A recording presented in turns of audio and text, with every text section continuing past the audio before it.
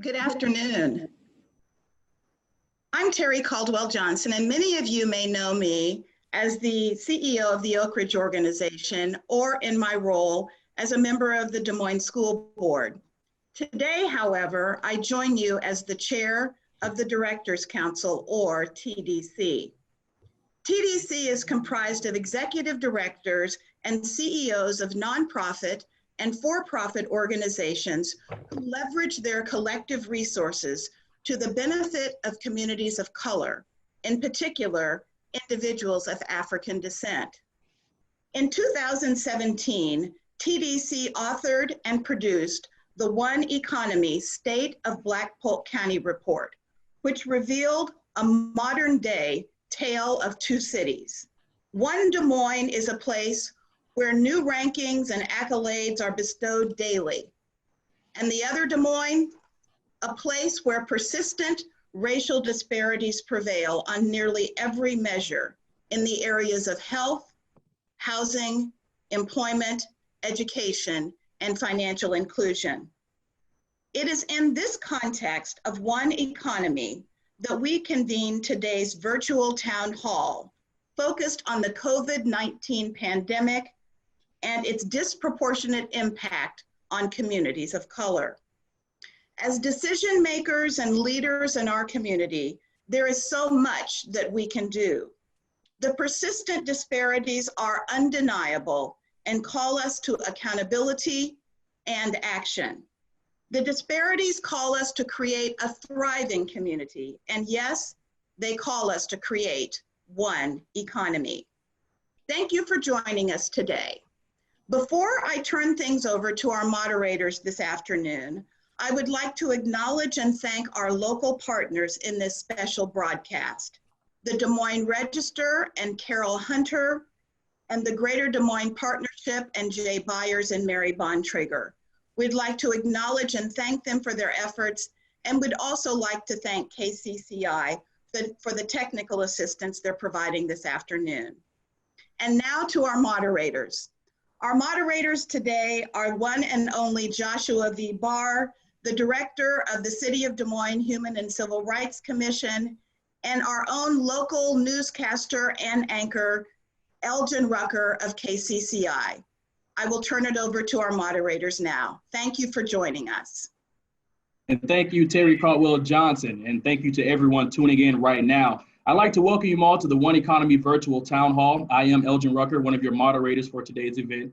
We have an awesome and thorough program for you today, presented in three parts. First, our key speakers from the Northwest Area Foundation and Prosperity Now, who have a national and regional perspective on the impact of COVID-19 on Blacks.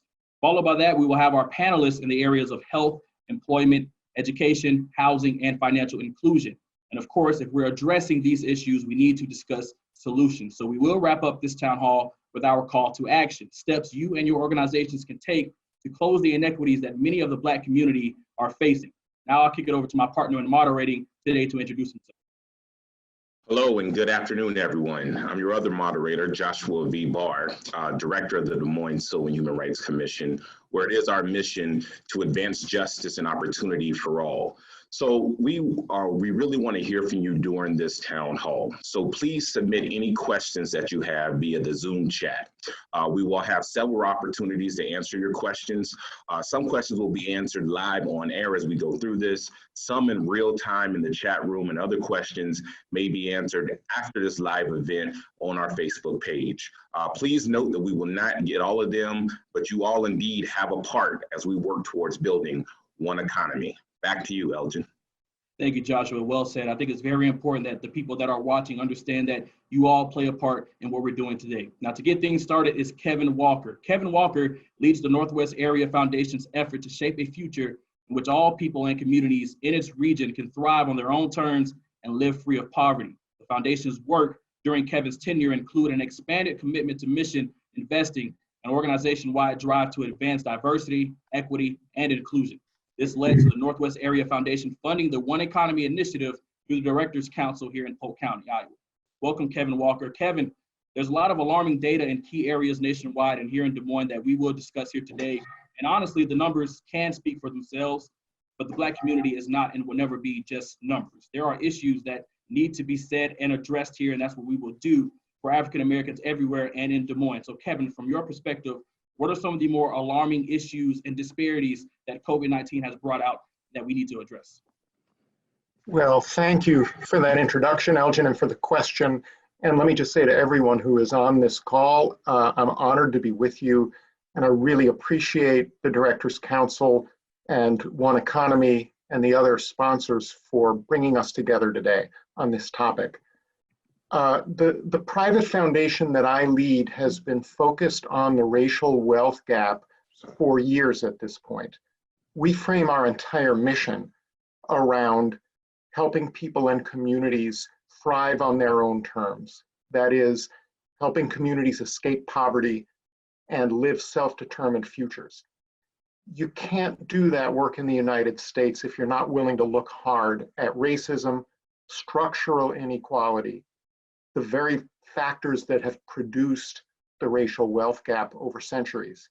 We know that we've been living into that insight in our funding strategy for years at this point.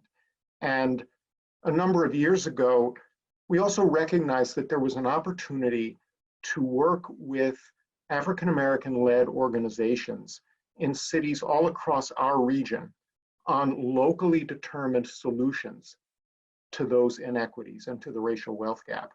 So the funding we've provided in Des Moines for One Economy is part of a larger initiative that also includes work in Minneapolis, in St. Paul, in Tacoma and Seattle, Washington, and in Portland, Oregon. We know that in each of these places, the experts on this issue are the folks on the ground, people living in community, wrestling with these inequalities every day. So we may be able, as a regional funder, we may be able to bring resources and some perspective from elsewhere in the country, but the magic is on the ground in community. It's the genius of African-American people in these 6 cities that is going to find the path forward. And as we do this work, we're inspired, but also challenged by a basic idea, which is that the system is not broken. The system is actually producing the outcomes it is designed to produce. The system is producing the outcomes it is designed to produce. So what does that mean? I think it means that if we want to drive towards one economy, not several, if we want to drive towards a future where the African-American community can chart its own path and thrive on its own terms, then tinkering at the margins is not going to help very much. The system is producing the outcomes it's meant to produce. Therefore, we need to disrupt the system. So Terry, in her opening, very effectively listed out all of the different channels in which that is true. It's true in education. It's true in the economy. It's true in housing. It's true in health. It's true in financial inclusion or the lack thereof. The COVID-19 pandemic, I have begun to say that it's been like an X-ray. Okay, we already knew the patient had some health issues, so to speak. That is, in many ways, our systems and our society are profoundly broken and we need to repair them. I think this pandemic has been the X-ray that shows us just how severe those challenges are, and it shines a light on them that can really help us. So when we see how much harder hit African-American communities have been than many other communities, when we see what a high percentage of those workers who are still out there putting themselves at risk every day are people of color, when we see these things happen, when we see the economic and educational disparities intensify while all of this shutdown reality sits with us, we can also begin to see that we need to think big going forward. So a lot of the folks I've been talking with over the past couple of months are really turned off by this notion of we need to get this country back to normal. I have heard again and again, normal didn't work for us in the first place. It's not about back to normal. It's about forward to something better. So my team at the Northwest Area Foundation and I, we've been talking about recovery, followed by reimagining these systems and structures, and then restructuring them. And I actually think that is the work that One Economy has been about all along. So is this a terrible challenge and trauma to our communities generally and to your community in particular, absolutely. But there is opportunity in this crisis. And we are with you as a funder and as an ally as you try to figure out how to find that path forward and to really work towards one economy in the world that we're heading into at the end of this pandemic and beyond. So there is no Zoom I would rather be on right now, truly. I wish I could be there with you all in person in Des Moines, but today is not that day, obviously. But thank you for having me today, and I really look forward to the conversation. Thank you so much, Kevin, and we appreciate your insights and that overall encompassing view you just gave us. Now I'll kick it over to Joshua to keep us moving with our program today. All right, so before COVID-19, there was already a tale of two cities here, as Terry and other persons have talked about in this conversation. And that is the difference between persons of African descent here in Iowa and European Americans here in Iowa. So before we can truly achieve one economy, let's take a look at some of the data pre-COVID.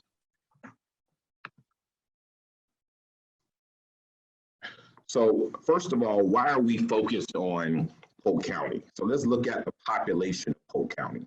27% of all Iowans of African descent live here in Polk County. And when I say that, I mean those who are from Iowa, 27% of them live here in Polk County. They make up 4% of the state population, but 7.1% of the Polk County population. So that's a huge number. And if you look at Des Moines proper, which is where I'm located and where our office is located, the population of Black Polk County is about 11%. So out of those 27% of Iowans, Black Iowans that live in Polk County, 11% of those live here in Des Moines.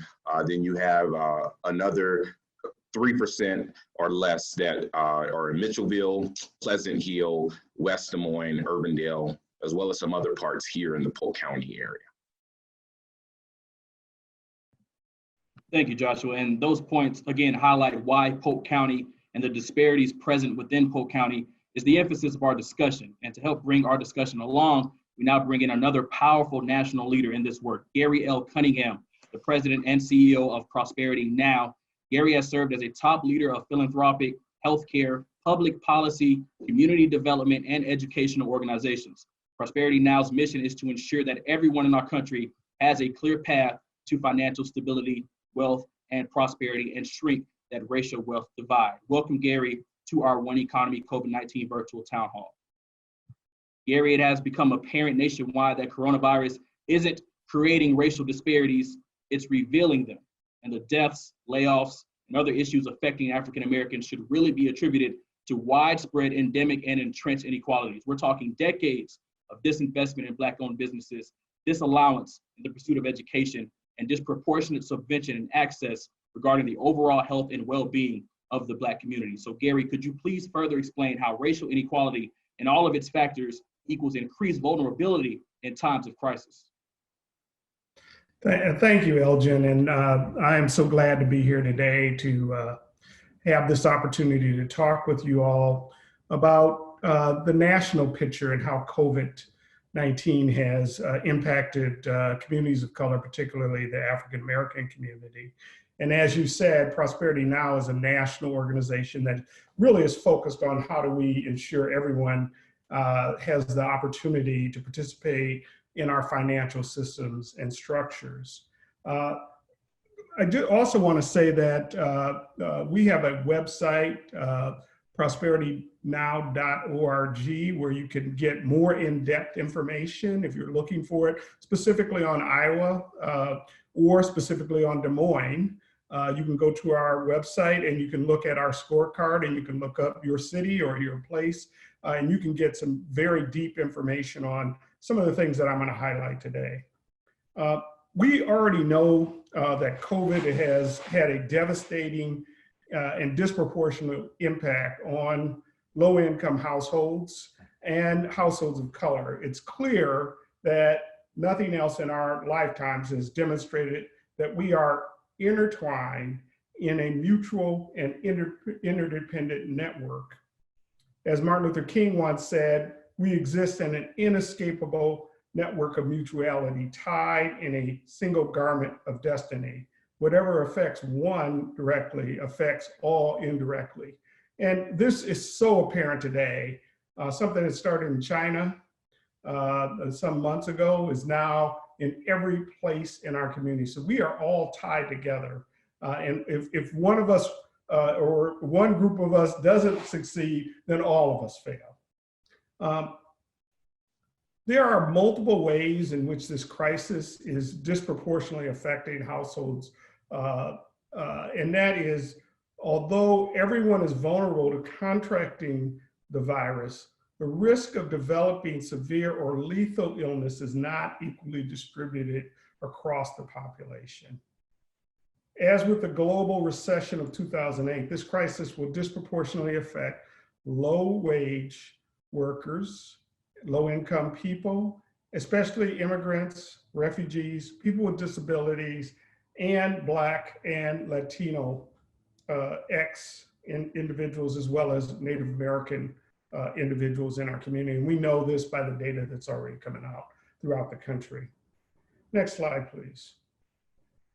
We also know that Black, Latino, and Native American households were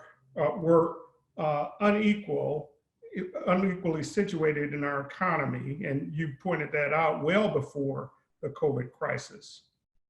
Prosperity Now's analysis demonstrate that 37% of US households, over 45 million people, are already in liquid asset poverty. That means that they don't have enough money in savings to last for 3 months. And we've already been in this crisis over 8 weeks. And so we know that people's situations is getting very thin with regards to them being able to support themselves and their families. For Black men and women in particular, roughly 40% are more likely to be paid wages or below the federal minimum wages that workers of other races already have. So we know that Black people across this country are disproportionately in positions where they're not even making the minimum wage in this country. Furthermore, Black and Latinos households are twice as likely to be in liquid asset poverty than whites households in general. And again, I point to our scorecard where you can get more specific information on what's going on in Des Moines specifically. Next slide, please. We have also already seen the interventions meant to mitigate the effects of the crisis have failed to reach the households and communities who most need it. For instance, in late March, Congress passed the CARES Act in response to the economic crisis precipitated by the pandemic. This included the Paycheck Protection Program, the PPP as some know it, a major federal initiative intended to help struggling small businesses accelerate access safe lending opportunities. Just days after its implementation, however, the PPP disbursements have already reached their capacity, and with the program already showing signs of disproportionate impact and unequal distribution of funds that favor already wealthy or highly capitalized firms.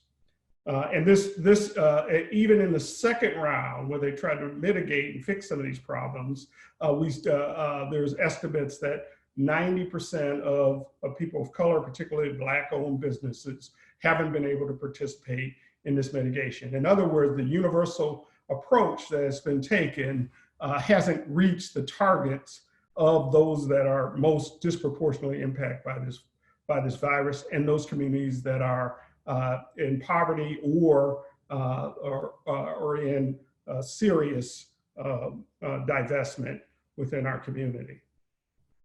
We will, unless we figure out how to have universal programs that are actually targeted, we will continue to see this unequal distribution of resources in response to this crisis.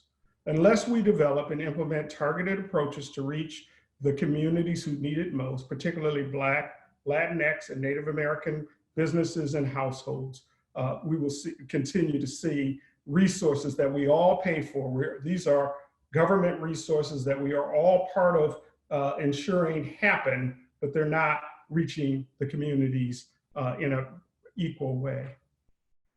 The COVID pandemic will not impact every household equally, as I've already said, but all of us will be impacted by this virus one way or another. So I don't want to act like no communities are being affected. All communities, all people are being affected by this virus, but it's having a disproportionate impact on people of color. A record-breaking run of unemployment claims has already begun. I think the Secretary of the Treasury, Mnuchin, indicated that we would reach Depression-era unemployment rates within this country within the next few months. Households across our nation have seen their retirement account balances evaporate as the stocks continue to nosedive. But low and moderate income households remain more likely to see their financial lives implode as a result of this deadly virus and the economic shutdown. Now is the time, today. Now is the time to ensure that our democracy can work for everyone, that resources are targeted to underserved communities. Now is the time to change the paradigm for social and economic inequalities that continue to plague our country. I will now turn it back to Elgin to introduce our next speaker, but thank you so much for having me today and allowing me to give you a national perspective on this issue. Thank you, Gary. And we actually have a little bit more time with you to ask some questions and to get some further insight about these concerns. First question we're going to ask, why is financial stability such an important piece of this puzzle? Well, so our whole country is based on all of us having the opportunity to participate not only in our democratic systems of voting, or participating in paying taxes, but we're also designed to ensure that everybody can be on an equal footing when it comes to economic opportunity. And if in fact you don't have the opportunity to build wealth, not just income, but wealth, owning things, owning a home, being a part of a system that actually allows you to have safe, decent, affordable housing, these things are critical in order for you to really participate in our democracy. So these issues of economic inequality that just don't affect African Americans, I want to be clear about this. They actually affect poor whites, Native American communities, Latino communities disproportionately.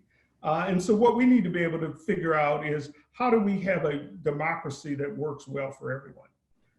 So that would be my answer, is that you can't participate if you don't have access to a banking account, a checking account, if you can't pay your rent, et cetera. So that's my answer, Elgin. Thank you, Gary. We really appreciate your insights and the work that you're doing. We do have one more question.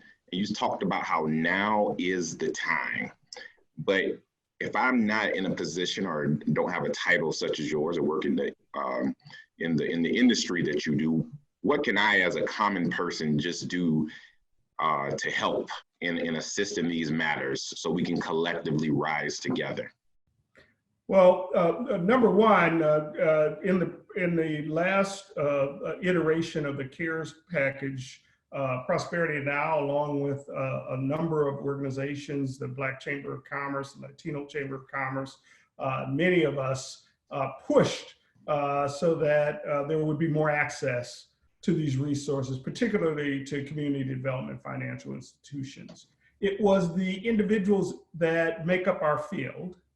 It's those individuals that, like yourself and others, that actually call your legislator, that actually write to your legislator, that actually support this work that we're doing here on a national level that make a difference. But it's not just there, but you can also lobby your state senator or your city council person, because these are how the resources are being allocated today. So you can actually do something about the condition, but it is actually us banding together to actually have a common agenda that we're operating from in order to do that. So what I would say is that it is critical that you participate in this democracy, that you actually stand up, as Martin Luther King once says, stand up and vote, stand up and talk to your congressman or your congresswoman, and do something about it now, because we don't have time to waste thinking that your vote or your voice doesn't matter. Your voice does truly matter. Thank you for that insight, Gary. Kevin, we want to throw it to you as well. What if someone is thinking about something they can do right now to put them on the road to financial success, especially in the midst of this COVID-19 pandemic? What's one thing they can do right now to put themselves on the road towards financial success? Thanks for the question, Joshua. I think if Gary hadn't gotten in first, I would have said exactly what he said. I think I just want to underline that the importance of holding our elected officials accountable to the community. And when that accountability isn't showing up, then I think, you know, the alternative is to come together, to organize within community, to push back harder on systems and structures and, frankly, elected officials who aren't serving the community that they are there to represent. I think that can't be emphasized enough. In terms of what an individual who is struggling to sort of, you know, get above the poverty line, to build some personal assets under difficult circumstances, I would not presume to preach. I don't know the answer to that. I really don't think the problem should be located at the individual level. It's about the systems and structures around individuals.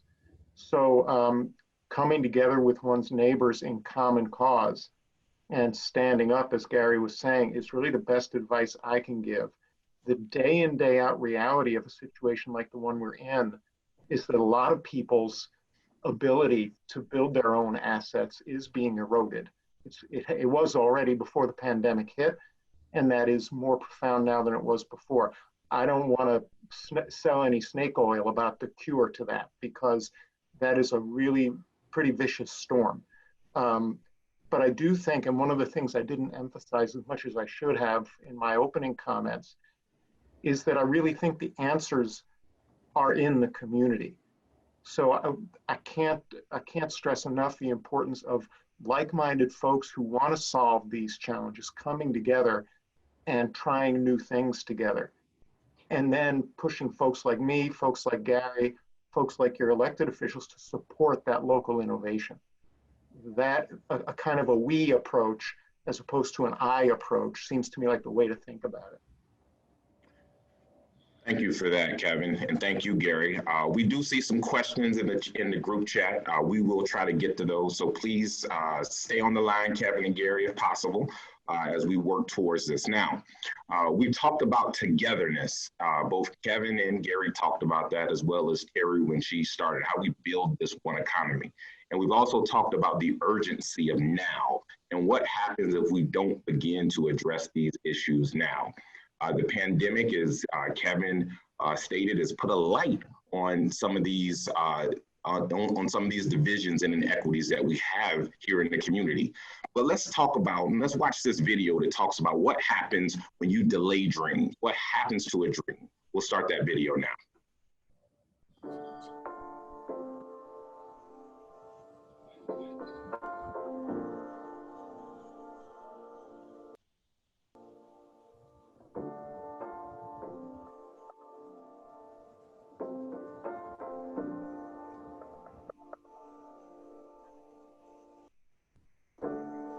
Life for me ain't been no crystal stair. It's had tacks in it. And boards torn up. In places with no carpet on the floor, bare. But all the time I've been climbing on. And reaching landings and turning corners, and sometimes going in the dark where there ain't been no light.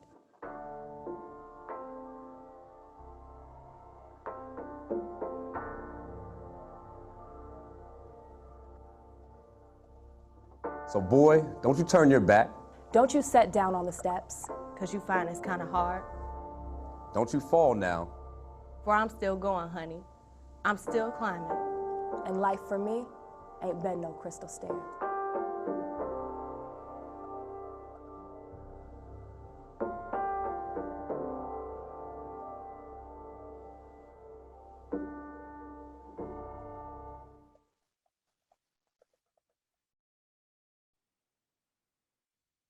Wow, thank you, Joshua, for introing that video, and what a phenomenal job that video shows and displays just the passion and the seriousness of what we're talking about today. Now we're going to move on to the next portion of this town hall with our panelists, but before we do, I'd like to encourage everyone watching to keep asking questions in the live chat, keep staying engaged and interacting with us, and we're going to try our best to get to as many of those questions as we can when we can. And also, we have plenty of time left in this town hall, so there's more time to get more people on this chat. Let's call and text our friends and family, or just people you know that can benefit from this information. And make no mistake, this information is not intended to only be heard by the ears of the Black community. So reach out to your white friends, coworkers, associates. Tell them to pull up a seat today. If they're your friends for happy hour, it should be your friend in this hour. I didn't know, or I didn't witness, or I don't see color is not an excuse anymore. And it never was a viable one to begin with. So let's start holding everyone we know accountable, like Kevin and Gary has said, because we all have a part to play in one economy. Now let's hear from some special individuals that will give us more insight on the key issues of concerns for African Americans in Polk County. Joining us today, we have our esteemed panelists, each representing one of those key issues. For health, we have Dr. Stephen G. Berry, a pulmonologist here in Des Moines. For employment, joining us is Marvin DeGier, bringing his many years of service in that realm. In the education sector, we have Kitty Weston Nauer, an educator and community activist discussing housing concerns. We have Eric Burmeister, executive director at Polk County Housing Trust. And for the topic of financial inclusion, Deidre DeGier, program manager of the Financial Empowerment Center. Now let's start with health and Dr. Stephen Berry. Dr. Berry has practiced in multiple hospitals around the greater Des Moines area for 30 years. His specialty is pulmonary medicine, dealing with the lungs and respiratory system, which we now know is the area most attacked by COVID-19. So Dr. Berry, there was a lot of misinformation in the early stages regarding COVID-19. At one point, there was a rumor circulating that Black people were immune to the disease. We've now grown to see that to be false. And in fact, we've seen an alarmingly high and disproportionate rate of Black deaths related to COVID-19 nationwide. So Dr. Berry, what are the underlying health factors that contribute to that?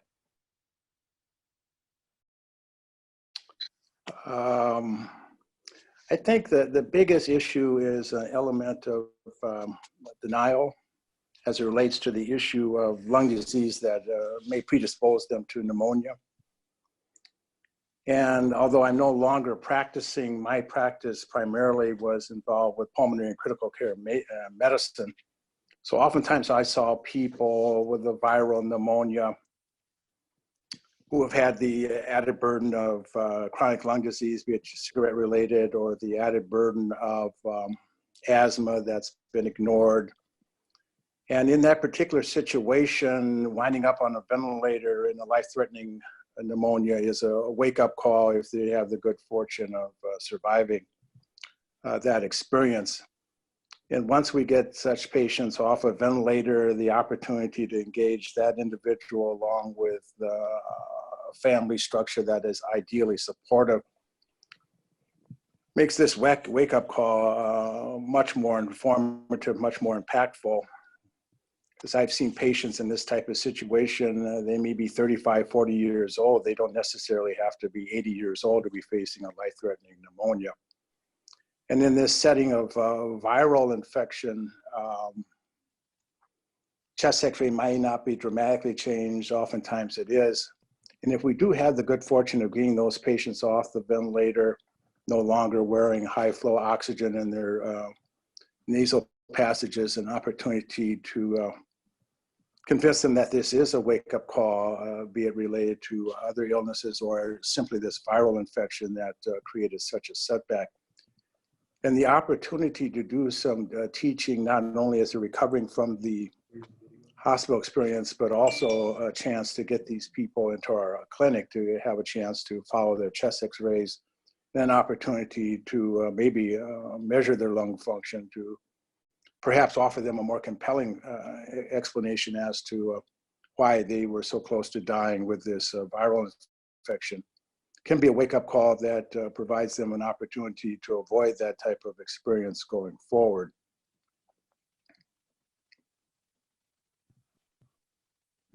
Thank you, Dr. Berry. We have a couple of questions in the live chat. One of them from, trying to locate it now, Urban Dream 6. He asks, how does transgenerational epigenetic affect the marginalized populations? Could you repeat that one more time, please? As it says, how does transgenerational, I believe there was a misspelling, it might have meant to be epigenetic, affect the marginalized populations? Well, when you talk about transgeneration, it makes me think that the parents of this patient may be heavy smokers, may have a background of asthma, may have a background of emphysema, and in that particular situation, that creates an increased risk that their offspring are going to have lungs that are less than ideal at 35, 40 years old, especially if they continue to smoke, and especially if they dealt with illicit drugs, crack cocaine, what have you. And there's no one who's been able to prevail upon them to quit smoking. Having an opportunity to visit them, ideally not in the emergency room, but rather in a clinic setting, with a parent, with a spouse, with a significant other, to speak to them in fairly straight terms about how issues of illicit drugs, tobacco, sometimes the issue of alcohol, if it's to an abusive state, is an opportunity to make a meaningful relationship with the patient, ideally a significant other if that helps, rather than dealing with this type of situation in the emergency room where it's always been necessary to put the patient on the ventilator. And in that particular situation, maybe doing a follow-up chest x-ray to see how much better that looks, ideally, an opportunity to measure their lung function, which we can do in our office. And if appropriate, we can prescribe medications designed to enhance their lung function based on what the pneumonia may have done to them, what smoking may have done to them, where illicit drugs may have dealt their lungs a significant setback, especially challenging if such a patient's only 35, 40 years old. So a teaching opportunity is a great opportunity to ideally prevent this time on a ventilator, opportunity to convince them of the value of quitting smoking, illicit drug abuse, those type of things, and ideally a relationship that you can convince this patient to come back and see one of our pulmonologists in our office in 6 weeks, 12 weeks, follow-up chest x-ray, and in that setting, giving them some substantive information on how much their lungs have improved.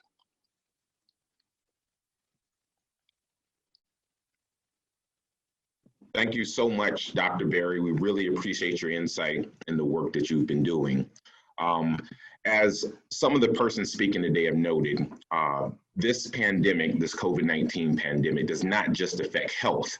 It also affects a myriad of issues, including those as employment. So now we're going to talk about employment and some of the employment issues that we have experienced here during this COVID-19 pandemic and pre-COVID-19 pandemic. So our next panelist is Dr. Marvin Jagier.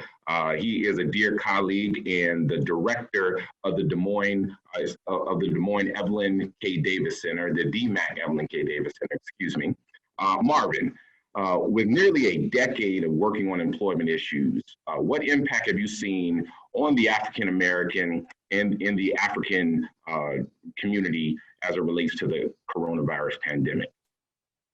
Thank you, Joshua, for having me. And again, I know I'm not Terrence Cheek, so I appreciate you all allowing me to step in. He had an emergency with his mother-in-law this afternoon. So in regards to employment and unemployment, we've seen a spike, but let's just back up a little bit. You know, when we first came out with this original report, we saw that unemployment for African Americans and African refugees and immigrants in Polk County was sitting at 16.7% for Polk County, and for the state it was at 14.5%.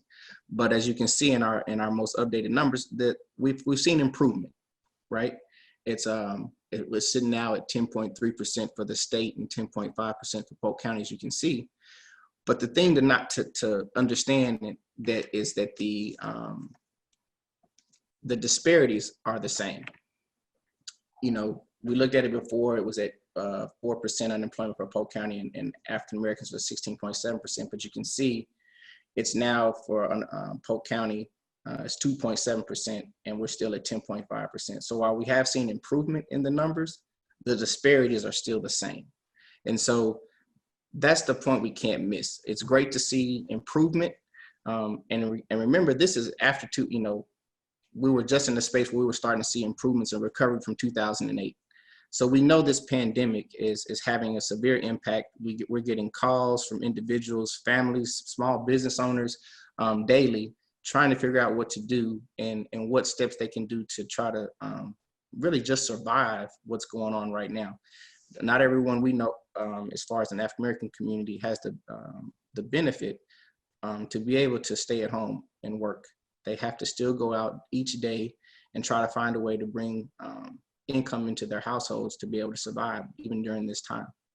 So while we can't say exact numbers of what the impact is, we know there's an impact just from previous experiences when we've had these sort of situations of recession or some sort of shutdown in the flow as far as employment opportunities.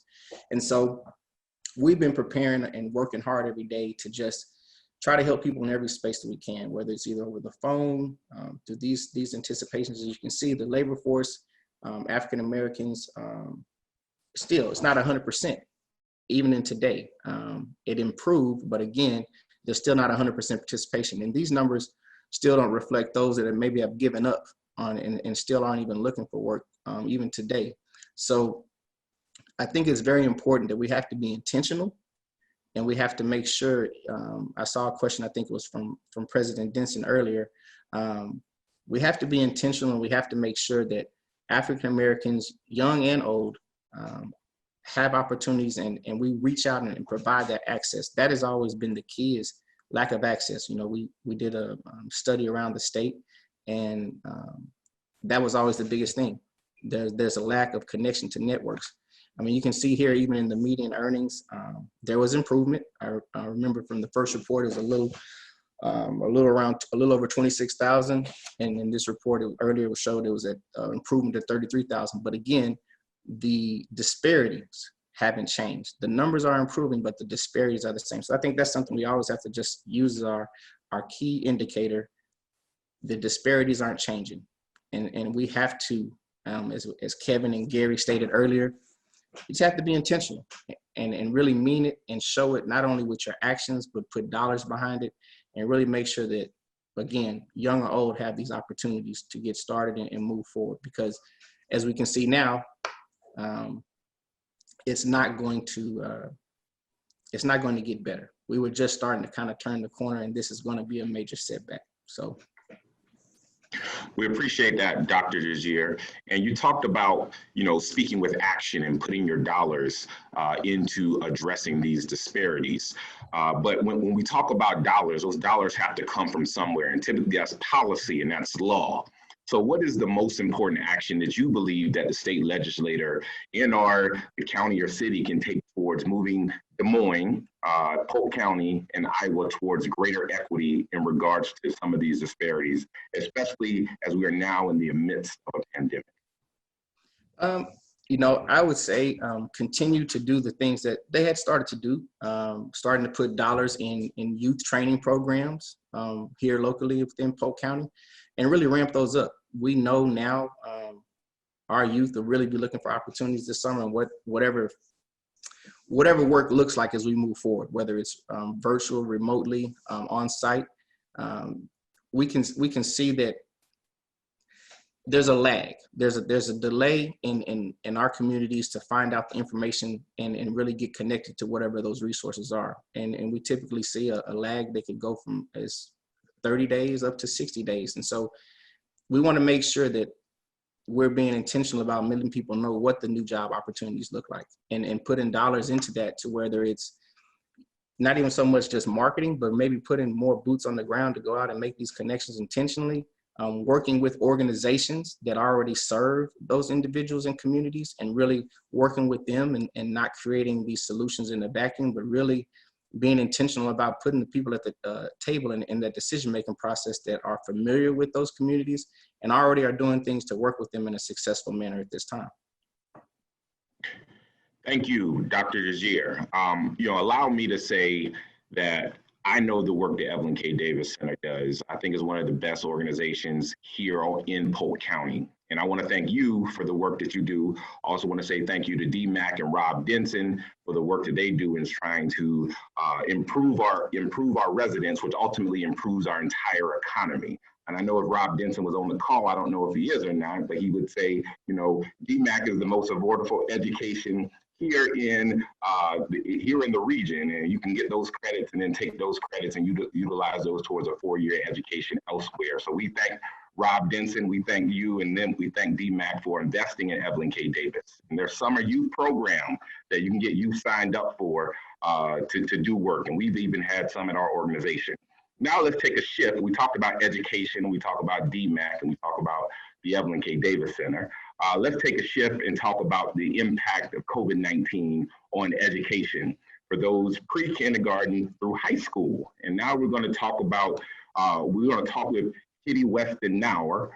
And Kitty Weston Nauer is an educator and community activist and avid bicyclist who is a retired teacher and administrator from the Des Moines Public Schools. In her professional career, she was a nurturer in developing the potential within each student and the staff, a creator and facilitator of premier educational programming, and a researcher, writer, and presenter on numerous topics related to youth and education. She also does video and she does stunts. She is a multi-talented. Kitty, with the COVID-19 pandemic that we're now experiencing, what impact does that have on distance learning, and how is this impacting youth and their ability to get a quality education? On you.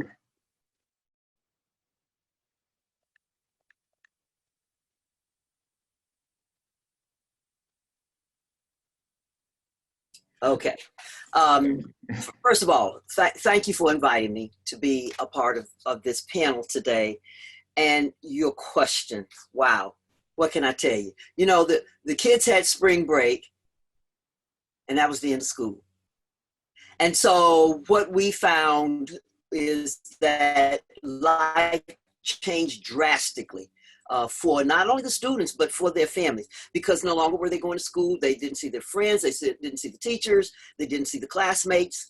As a result, what we found here in Des Moines was that technology was being provided in the homes where there was not access to internet service. The district did collaborate with a telecommunication company, and so they did make that available.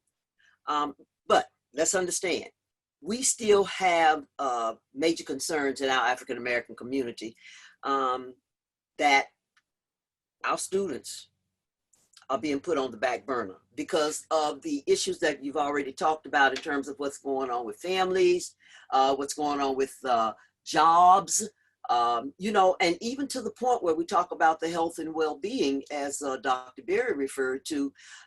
Our numbers when it comes to that are over the top.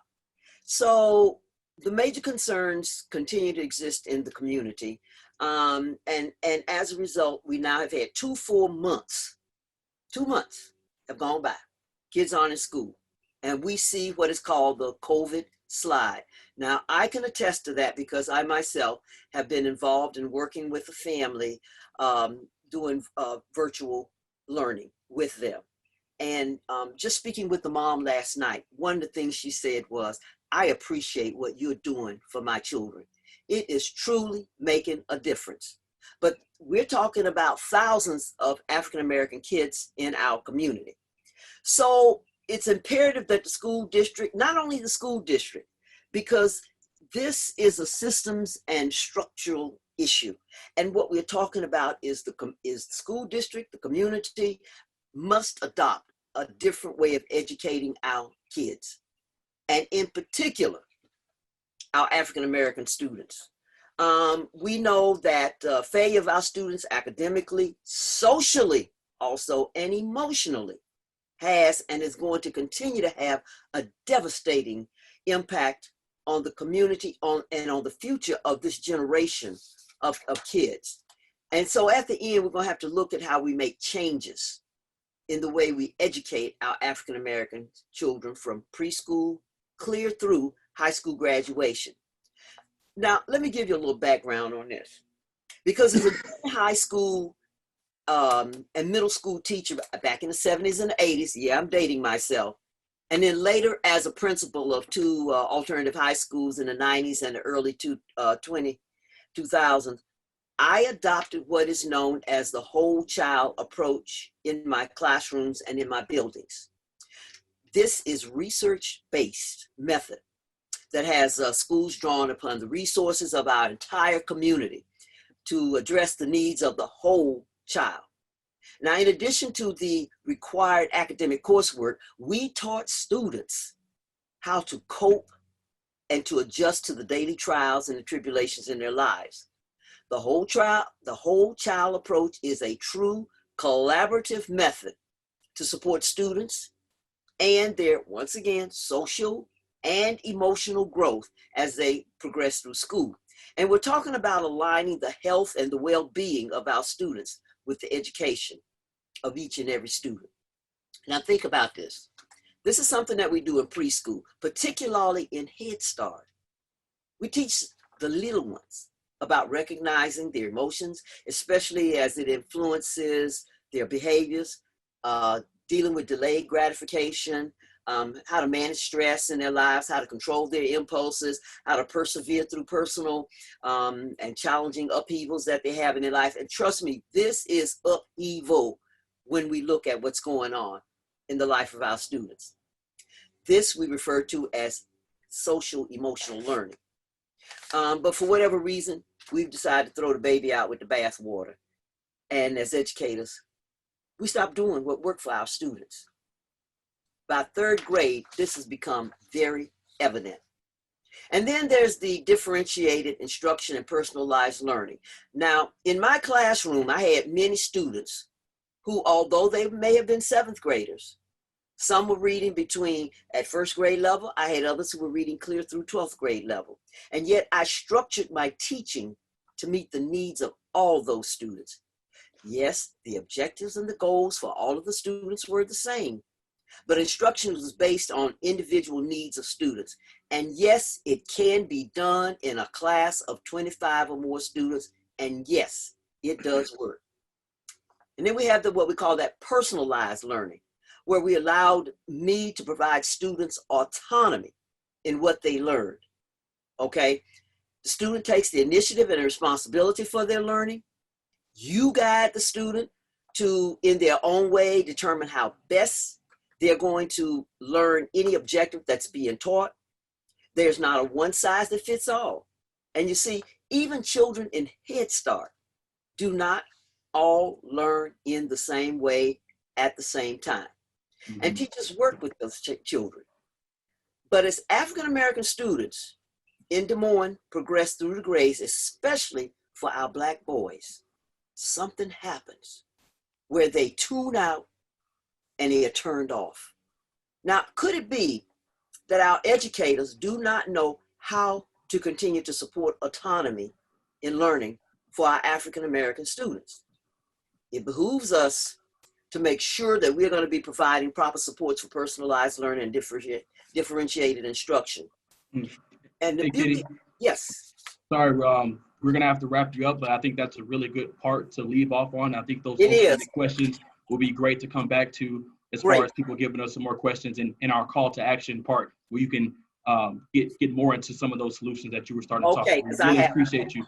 Yeah, thank you for your insight. Love hearing you speak. Your passion for education and its impact on students is truly evident in every word. Now we're going to move on to housing with our next panelist, Eric Burmeister. Eric Burmeister is the Executive Director of the Polk County Housing Trust Fund. The PCHTF is the comprehensive planning, advocacy, and funding organization for affordable housing in Polk County, Greater Des Moines, Iowa. Eric joined the Housing Trust Fund in 2010 after a 30-year career in real estate development and finance. Now, Eric, when it comes to housing, I think it's one of the most important factors in this interconnected web of economic livelihood that we're discussing today. and to understand the part housing plays, especially in a crisis, is critical to a lot of families struggling to feel a sense of stability. So Eric, in what ways are Black residents and communities vulnerable during this pandemic? Well, thank you for the opportunity to be here.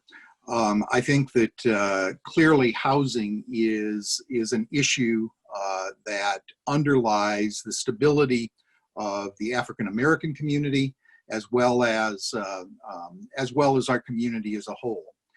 So for the past, I guess, several months, the Polk County Housing Trust Fund has been involved in an initiative called Undesign the Red Line. And for that, I'm going to steal Kevin's response, which is the system is working exactly the way it was designed to work. And we know that it was designed to work to systematically exclude Black Americans from the issue of homeownership. And that it has worked. It has worked quite well. And so when you take a look at the homeownership ratios in Des Moines, you'll see that they're quite off balance in favor of white homeowners. When you take a look at the average value of Black-owned homes, you'll see that it's quite below the average value of white-owned homes. When you take a look at the disparities in the rental statistics for Black families and for white families, you see that, first of all, Black renters the number or percentage of Black renters far exceeds the Blacks' representation in the general population. But more important to this crisis, you see that the percentage of Black renters who are what we call rent burdened is much higher than the same figure for our white renters. And so what that means and what that all adds up to is really the lack of any meaningful safety net as it relates to housing. So what we're going to find out, and what we are seeing and going to continue to see, especially after the 27th of this month, when the moratorium on evictions expire, is that the Black community disproportionately is out over its skis and used what little safety net it had in order to remain housed. And what we're going to see is a disproportionate number of our African American families coming to the community for assistance in just simply maintaining a roof over their head. And that's through no fault of their own.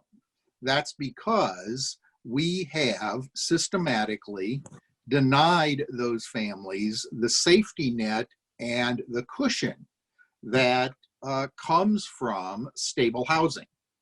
And so I think that as we move forward, we're going to have to be very, very careful as we talk about what resources we need in order to keep people stably housed, that we recognize the differences in the situations of different families, and that we don't see what I saw a week or so ago in an editorial in a national publication from someone that said those folks that are going to lose their homes should have been saving during the good times. I'm not sure there were any good times for the Black community. And I think that we need to be very, very careful how we treat our fellow citizens that come to us and say, I need help in keeping my family housed. Thank you, Eric. Housing is a huge part of this, as you know, and as many persons have heard. Right now, rents may have been deferred, and as well as mortgages may have been delayed. However, those rents and mortgages will come due once this pandemic ends. So there's a big impact on the things that we have to do and things that we need to address. So we thank you, Polk County Housing Trust Fund, and you, Eric Burmeister in particular, for getting involved and doing this work. This is big work, and we're not done. And Eric, we do ask you to stay on the line because we do want to ask some questions regarding deferment of rents and mortgages as we move forward and we talk about disproportionate impact and the safety net that you mentioned that is disappearing. How do we address those things? So please stay on. We do see some questions in the chat. We have not forgotten about you, but we want to make sure in the interest of time that we do move on to our next person who is very special and near and dear to this community. We're talking about financial inclusion. When we talk about financial inclusion, one of the names you hear about in Polk County is Deidre Jagier. If you've been in Polk County, you've probably seen a number of commercials that have popped up now regarding the Financial Empowerment Center, which is new here in the Polk County area, with that special thanks to Polk County Board of Supervisors and DMAC. So Deidre Jagier, she is the program manager for the Financial Empowerment Center, and she ran for office in 2018. The Financial Empowerment Center is designed to help financially struggling individuals in their families get a leg up and build that empowerment so they can move forward, both for themselves and their families moving forward. So when we talk to Deidre, when it comes to COVID-19, you've heard about the impact in regards to the African community here in Polk County, regarding health, employment, education, and housing. But COVID-19 impacted the Black community when it comes to financial inclusion. Well, I think we've heard it threaded throughout everybody's discussion, whether we were talking about housing, education, health, so on and so forth. Finances impacts every aspect of our lives. And whether we like it or not, that is the case. And when we think about, times of being in a pandemic, typically, people flock to their finances for support. Eric just spoke about people's ability to save in times like this. The mechanism for saving is through a financial institution. At least the mechanism we appreciate the value. Mattress savers, not so much. And so when we're thinking about savings and people building relationships with financial institutions, prior to COVID, we were having challenges within the African-American community and in many of our disadvantaged communities, connecting them with financial institutions. The One Economy updated data showed us that 21% of African-Americans, 22%, of African-Americans in the state of Iowa are unbanked. They don't have a relationship with the financial institution. They don't have a bank account. Maybe they're using a pay card or a school card so that they can receive their income, so on and so forth, compared to 3% of the entire state. So we've got 22% compared to 3% of the entire state. Then we've got underbanked. Maybe this individual has a bank account, maybe it's a savings account, or it could be a checking account, but they're not maximizing the potential of their financial institution. They don't have credit lines, they don't have a mortgage. 31% of African Americans in the state of Iowa, updated data, underbanked, compared to 13.5% of the entire state. So when we look at the playing field, it's clear that it needs some leveling, coupled with the fact that African Americans, I don't have any money, I don't have much. Let me go to my bank and see if I can get a loan. 2.2 times more likely to get denied for a loan. And so there are obviously some challenges that exist within the financial industry, getting African Americans access to mainstream financial products that they can utilize to strengthen their personal financial situation is key in this. Then we shift to the economics of our small business owners. These are some of the most vulnerable entities that exist in our communities right now, because previously they're providing jobs for their communities, they were providing for their families, they were adding value to their communities with the products and services that they were offering. You know, these small business owners are a part of our weddings, a part of our birthdays, a part of our happy hours, a part of our coffees, and they're struggling. You know, through the Iowa Small Business Relief Fund, we've been able to gather over 600 applications, and we're working to fund those applications. But through those over 600 applications, 88% had applied for COVID relief funding. 80% hadn't gotten it yet. When we look at Polk County, and that's statewide, Polk County, 150 of those business owners exist in Polk County, and about half of them are people of color. And 12 of those business owners had received COVID relief funding. And so when we're looking at some of the challenges that have arose, no, I guess the challenges have already existed, but when we're peeling back the layers of the onion, really looking at why is this the case? Because we see the symptom, but it's coming from somewhere. There are some conditions in our environment, there are some conditions in our system that are creating barriers for some that aren't barriers for most. And the idea behind what I'm trying to communicate right now is that because COVID has literally stripped us bare, whether we want to admit it or not, we're exposed. We have an opportunity to rebuild. We have an opportunity to, you know, if you want to go with this metaphor, put clothes back on us, to comfort us as a community. But the idea is that we don't do it the way we did it before. The idea is that if we're going to offer loan products and grant processes and products to a community, ensure that we are including all of the community. When we are at tables deciding, you know, who's going to qualify for this and who's going to qualify for that, and what our approach is going to be for this and what our approach is going to be for that, ensure that the people that you're trying to impact, that their voices and their experiences are a part of the planning process, so that we don't have to create stumbling blocks that we then have to go and fix later on. I mean, this economic challenge, I'm going over.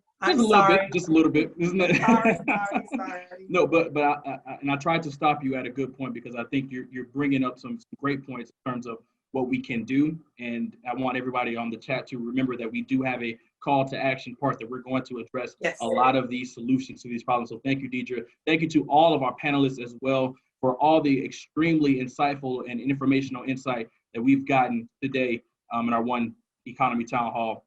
We're gonna get to some live chat questions. We see there's been an uptick in questions from those viewing today, and we have a lot of different questions that we want to get into. Regarding education, don't you think smaller class size matters is the question. So we're gonna pitch that over to our educational expert and give us some insight on smaller class size, and how that affects the educational gap.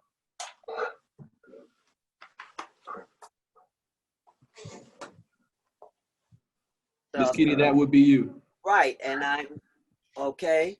Okay, I've been unmuted. Smaller class size is always good to have, but we need to be realistic about some things, and that is that it's not just necessarily smaller class size.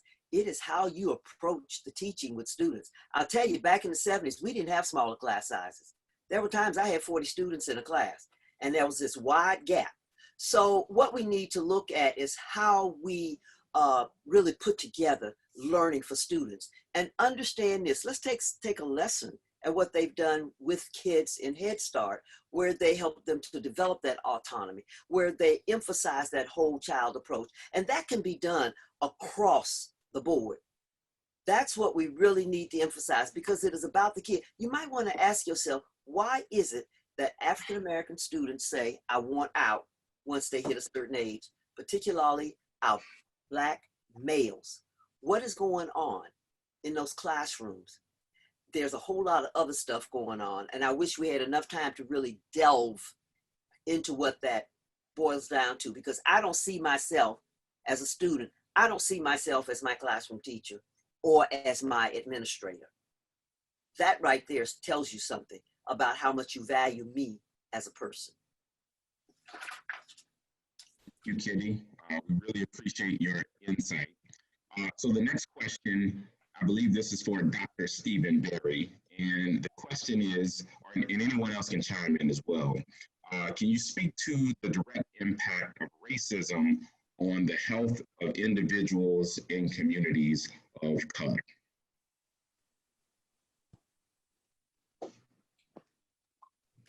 Could you repeat that one more time, please? So the question is, could you speak to the direct impact of racism on the health of individuals and communities of color? Yeah, I have probably most frequently encountered that in the emergency room. And I don't know how much the question alludes to perhaps the issue of Caucasian patients dealing with Black medical students or Black physicians who have had their training already accomplished.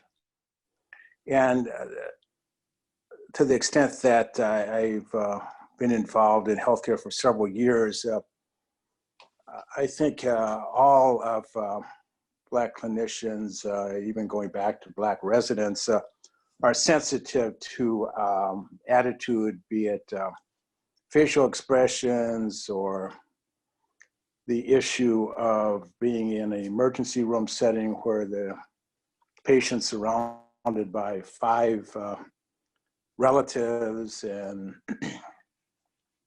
you pick up that vibe that they're not quite sure why I'm there until I try and explain in layman's terms of why I was asked to see this patient.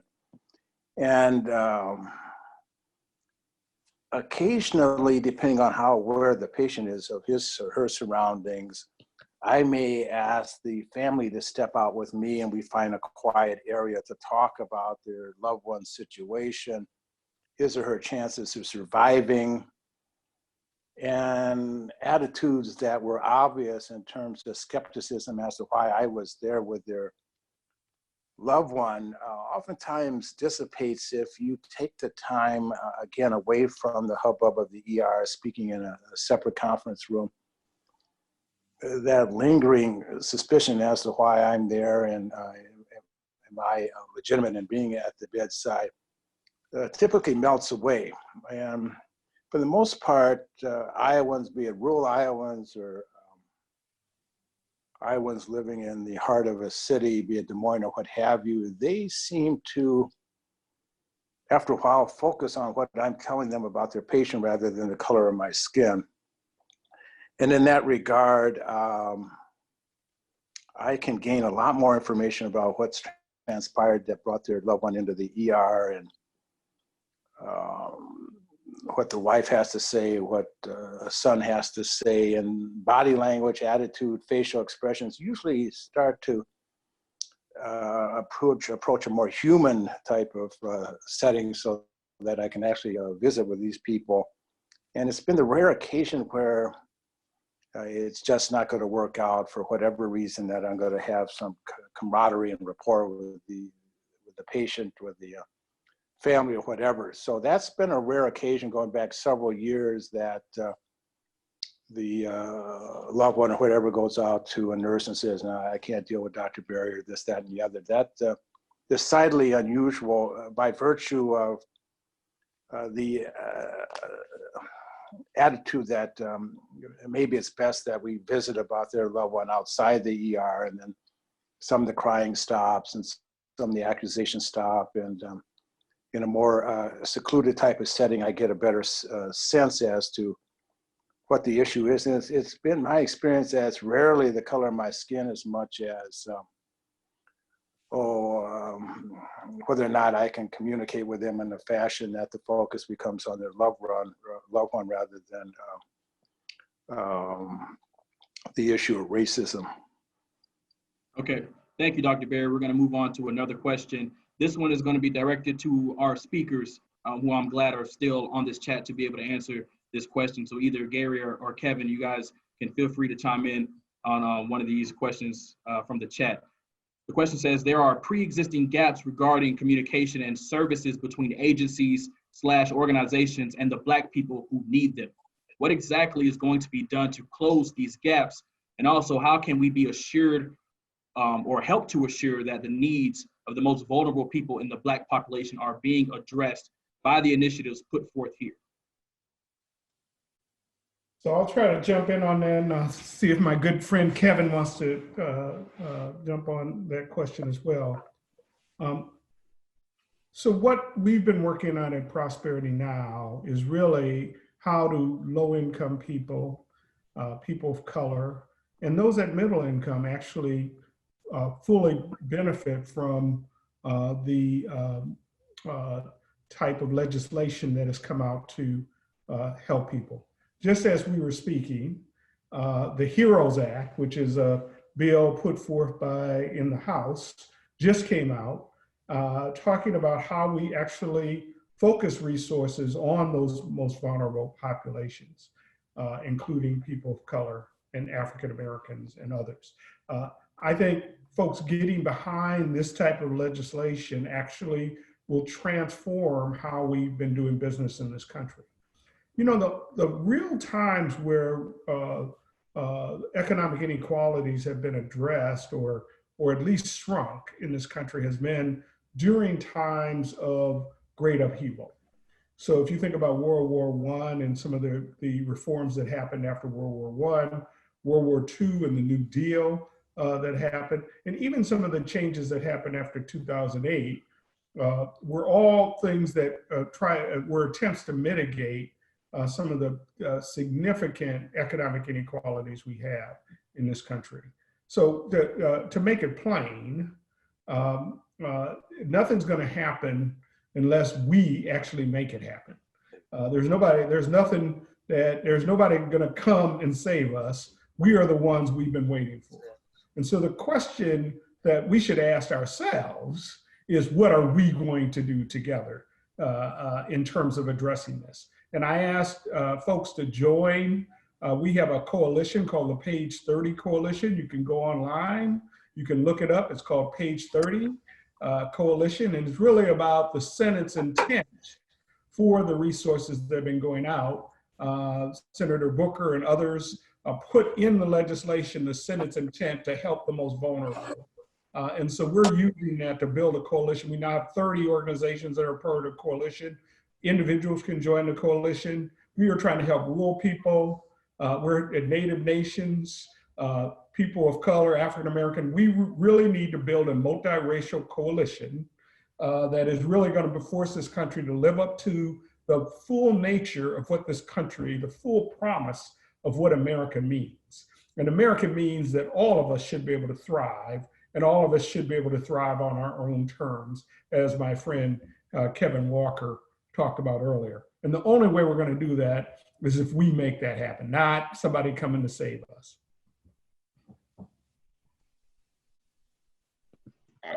Kevin, did you want to add to that? Yeah, I mean, Gary nailed it. I agree with every word that he said. For me, as somebody leading a private foundation, one of the ways we try to walk the walk is that when we say we're interested in working with a community, in this case, the African American community, what we mean is that our grant dollars are going to organizations that are of, by, and for that community, which is not always the way it's done. You know, a lot of funders of various types will say they are trying to get resources to a particular community, but when you look where the money's actually going, it's not being controlled within the community. So we try to hold ourselves accountable for that.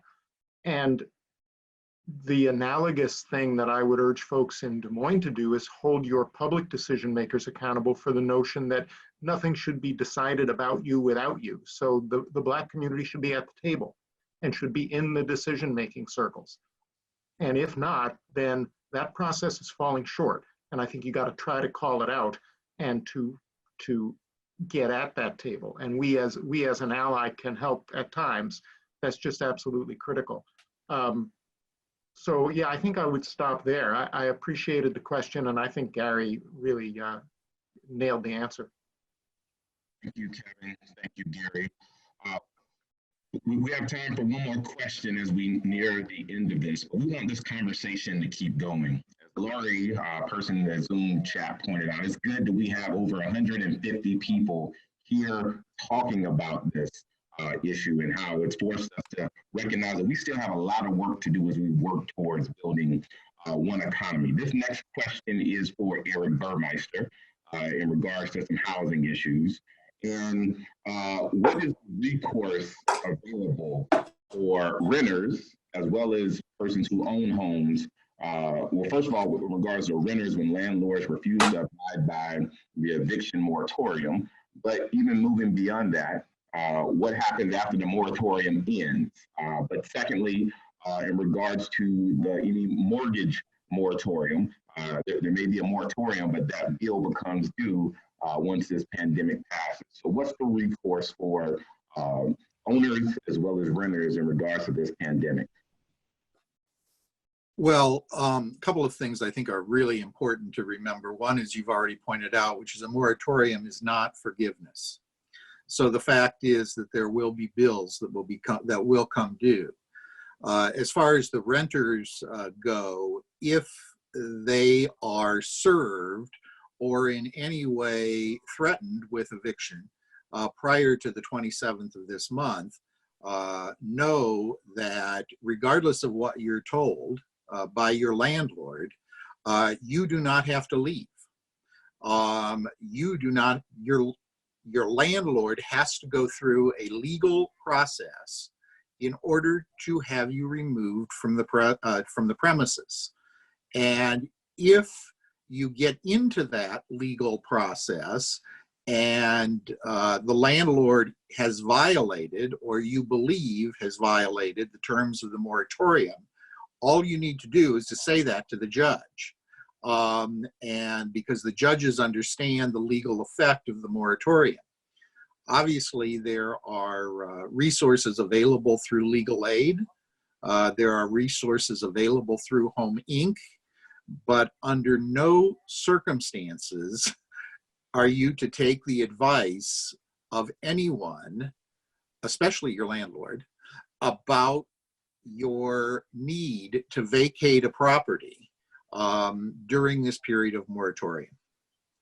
So as far then as the foreclosures go, know again that in order to have you removed from the property, if you are an owner, your mortgage company has to go through a legal process and has to go through the courts in order to have you removed. And don't let anybody else tell you any differently. And if you need to pick up the phone and call legal aid or call Home Inc., and they'll help you through that. Thank you, Eric Burmeister. We appreciate that.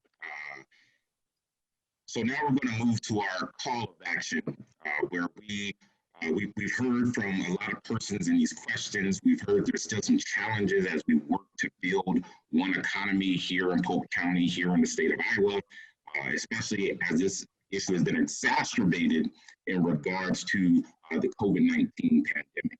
So let's focus on how do we address these issues and close the racial disparity and wealth divide. We've heard from our panelists, and we want to give them 2 minutes each where they can talk about what are the 1 or 2 things that you feel that we can do in order to address some of these concerns. If you had to close us out, what are some of those things that you feel that we could do to address some of these disparities and divides moving forward as a community as we work towards building one economy? Dr. Berry, let's start with you.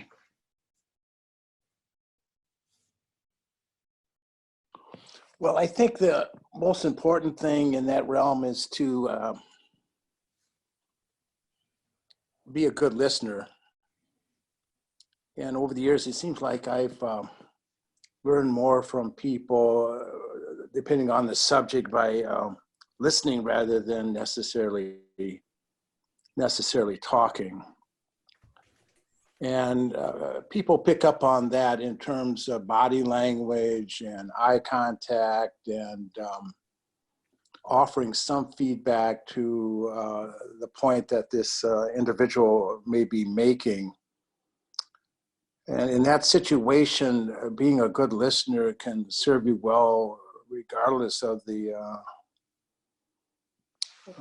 job that you necessarily pursued. And it can vary depending on if you're talking to a 25-year-old as opposed to an 85-year-old regarding how much patience and how much occasionally even some hand-holding takes place to make it more apparent that the individual with whom I'm communicating gets the impression that I am indeed listening to what he or she is saying.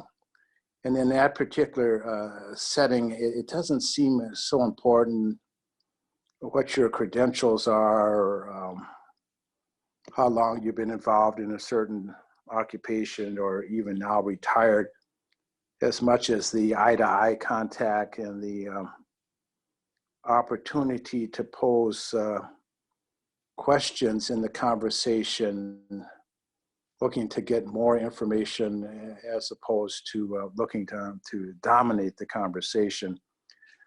So in the time that I've been involved, mainly in my profession, most gratifying part of that has been the value of honing being a good listener. Thank you, Dr. Berry. We're going to move on to Dr. Marvin Desir. All right, thank you. First and foremost, I would say to definitely be intentional about providing resources and dollars to youth internship programs that are focused and working with African-American youth that range from Oak Ridge neighborhoods, as spoken to earlier, Evelyn K. Davis, Urban Dreams, Children Families of Iowa. Really making sure we have an intentional approach to making sure our youth can help have the opportunities to build the careers and have access to understanding what those options even are, especially now as we look at automation moving forward in the 21st century. So really ramping up opportunities for youth access. And then really, I think we need to create a database that would be able to help organizations identify and see the talent that there's available of Black applicants here, not only in Polk County, but even perhaps throughout the state. We always hear oftentimes, I can't find candidates. And so working with organizations like myself and others that work day to day, but really looking at trying to be intentional and showing there's plenty of talent here in Polk County. It's just a matter of connecting to them and making sure that they have the opportunity to be a part of the workforce and those career opportunities as well. So those would be the top two things I would say moving forward. Thank you. Next, we'll hear from you again, Kitty.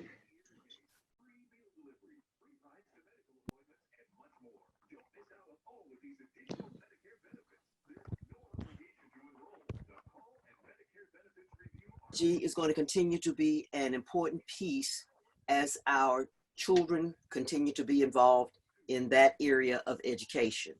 And so as a result, it's going to be very important that our schools and our educational institutions take the time while our students are away to begin to really collaborate with staff, with administrators, and the community. And when I say community, I mean everyone that's involved in the community, community partners, parents, others, to develop instruction that's going to be inclusive. And I'm going to go back to it, because when our kids come back, socially and emotionally is really going to be tough for them, not just for the kids, but for their families.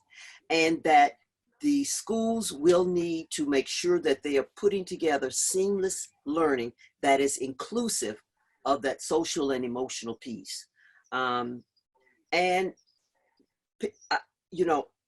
Also understanding that our teachers are going through a very tough time. And that too is going to have to be dealt with. As the educators, are going to have to support students and helping them to meet and exceed the expectations that they have. Understand, there is going to be an issue when it comes to the COVID slide.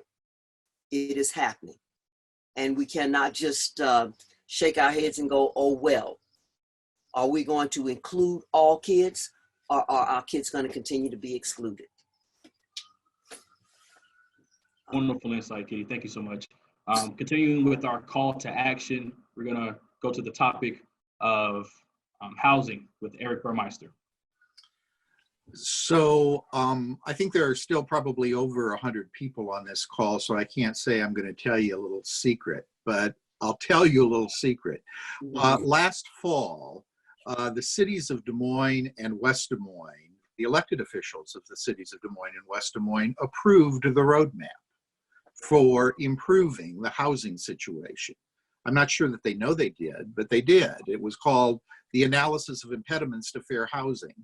And in that report that was put together, there are 4 themes that were adopted to improve the housing situation for our communities of color. And I would suggest that before we try and reinvent the wheel, and before maybe some folks realize what they've done, that we pick up that report and we carefully read it and adopt those 4 themes as our own and use those as the way to move forward to improve the housing situation for our communities of color in Central Iowa. Thank you, Mr. Burmeister. We appreciate you. Deidre, we're going to let you have the last word as we talk about what can we do to address these issues, and what is your call to action to the community that is on the line? Conversation, and those solutions could be, you know, chatted about in a much lengthier time than this. But what I will say is that we need to be mindful of, I don't want to say we need to be, what I would suggest is that we could be more mindful of our cookie cutter approaches. I know that sometimes they seem a little bit easier to explain to people. Those cookie cutter approaches are more marketable, and it's easy for us to put those things into boxes. But to resolve the challenges that are existing right now in our communities of color, specifically the Black population, we have to be a little bit more intentional. And that means we may not have a cookie cutter that is going to work out. Maybe it's a customized approach, and it's going to take more work, right, in the long run, but I think it's worth it in the long run. The other thing is that we need to understand we're not in this on our own as leaders. We are not capable of conquering this COVID challenge on our own. We can't allow it to rest on our shoulders merely by ourselves. And so I think it's important for us to come together as a community and to rely on each other's gifts and talents to add value to the equation. The last thing that I will say, and this is in conjunction with what Mr. Burmeister said, as it relates to the financial industry, many of the challenges that we've seen as it relates to African Americans is that they cannot access credit. Their credit scores are very, very low. In fact, some of their credit scores are low before they even know what a credit score is, because their family had to use their credit to put it in a Mid-American bill or a Waterworks bill. What I am suggesting is that because we have so many people that have lack of credit that is impacting every aspect of their life, the ability to get housing, the ability to get a car, the ability to get a loan, let's figure out ways to give them credit. We already know 70% of African Americans in Polk County lease their homes. Landlords in the state of Iowa should be required to report every single payment that every individual pays them to the credit bureau so they can earn credit. Our cell phone companies, African Americans by and large are using those as their sole source of information and doing business. That needs to be reported to the credit bureau. Payday lenders, that people are egregiously using them now because they have no choice. They have no credit. They have to go to a payday lender. Those payday lenders should be required to report those payments to the credit bureau. If they don't pay, it goes to the credit bureau. So they should get the credit when they're doing the right thing and not simply be penalized when they're not doing the right thing. Those are my quick things. Hopefully I didn't take up too much time. No, that was exactly what we needed to hear, Ms. DeGier. And we want to thank all of our panelists, as well as Gary and Kevin, for being a part of this conversation and helping us as we work towards moving towards one economy. I really want to thank and you, the persons who are in attendance, because you have to understand, as Deidre stated and as many others stated, we can't do this work alone. This work, it takes all of us, as Gary and Kevin and a number of persons have stated. And I personally believe that if you have time to change, you also have time to organize and strategize for change. So let's work together as we try to address these issues. There are a number of events coming up in regards to the work that the Directors Council is doing, in regards to the work that a number of other organizations. We have City Council Human Rights meeting this Thursday, talking about ways that we can bridge the gap and really try to address some of these issues that affect us as a community. But as Deidre stated, there is no cookie cutter approach. It's going to be a myriad of approaches, and you got to try something. If you try and you don't succeed, you have to just try again. It wasn't one act that got us to where we are. It took multiple acts and multiple policies, and it's going to take a number of those things to undo those wrongs and help us form one economy. I also want to thank my co-host, Elgin Rucker, for being on this call and being involved. He doesn't just do news, he actually cares about community. So Elgin, take us home. Thank you for that, Joshua. I really do appreciate that. And I just want to echo everyone's sentiments on how this isn't going to be a quick fix. This will be a process, and a process that we're going to have to all commit to get to where we want to be. Some of these issues are deeply rooted, and it will take a lot of digging to get them up out of the ground and then get this off the ground for where we want to take this community and the solution to these issues. For anybody who wants to know more and wants to find out more and see where they can help and get more information about everything that we talked about today, we're going to put some links up on a slide right now for you to view for more information. We have the Northwest Area Foundation at nwaf.org, prosperitynow.org/resources/COVID-19-resources, the Directors Council at tdcdsm.org, and the State of Iowa, coronavirus.iowa.gov. And we have more links as well. And all of these links, a PDF will be created with resource links and links to the recording of this event as well. And that will be sent out through the Des Moines Partnership to all of those who have registered and were with us today and provided so much insight on your end, giving us these questions and helping moving this conversation forward. Let's continue to do that. Let's continue to move this convo forward and not let it fall on deaf ears today. And I know it won't, because people who are here are people who care. And everyone, panelists, speakers, all of us here today care about this movement. So let's keep it moving. I really do appreciate everyone taking the time to be here today. Thank you, Joshua, again, for being my co-moderator and helping me out with everyone here today. And again, just thank you all for this opportunity.